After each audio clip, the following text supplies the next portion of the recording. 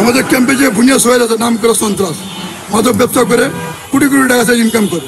তারা মনে করেন সিলেট যশোর থেকে কোথা থেকে র্যাব বাহিনী সেনাবাহিনী ধরে নিয়ে আসে, আনার পরে সে 3 মাস 4 মাস পরে সে জামিন কেমনে হয়ে গেল।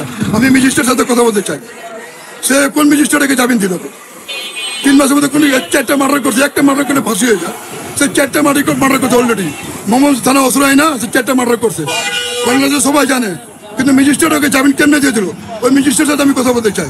বুনিয়া সোহেলের যে লোকজন আছে, বুনিয়া সোহেল সহ তারা 4টা মার্ডার করছে ক্যাম্পের মধ্যে, সবাই জানে এটা, বাংলাদেশে সবাই জানে। এমন কোনো মিডিয়া না জানে না, আইনের লোক কোনো জানে না। এক্ষেত্রে ক্যাম্পের লোকজন প্রতিবাদ করে না। ক্যাম্পের লোক প্রতিবাদ কেমনে করবো? তাহলে তো অনেক টাকা, সে তো সন্ত্রাস একজন, প্রতিবাদ করলে তো সে মারা যাবে একটু। আচ্ছা, বুনিয়া সোহেল সম্পর্কে একটু বলেন। বুনিয়া সোহেল হলো, আপনি মনে করেন 4-5 কোটি টাকা তাদেরকে পাওয়া গেছে, সেনাবাহিনী র্যাব বাহিনী ধরে নিয়ে আসছিল, 4-5 কোটি টাকা পাওয়া গেছে। সে টাকাটা সে গুম করছে, আর তারপরেও তো ওকে জামিন করেছিল কেন? সে তো নাম করে সন্ত্রাস। এই 2 দিন ধরে ক্যাম্পের মধ্যে বোম মারতেছে, তারা না ধরবে? এই জনগণ ছোট ছোট পোড়া বানায় তো ধরা দরকার নেই তো, তারা তো নিরয়, তারা কাজ কাম করে খায়, রাতে ওরা ঘুমায়। এবার আপনারা তাদেরকে ধরে নিয়েছেন, এটা ভালো কাজ করেন নাই।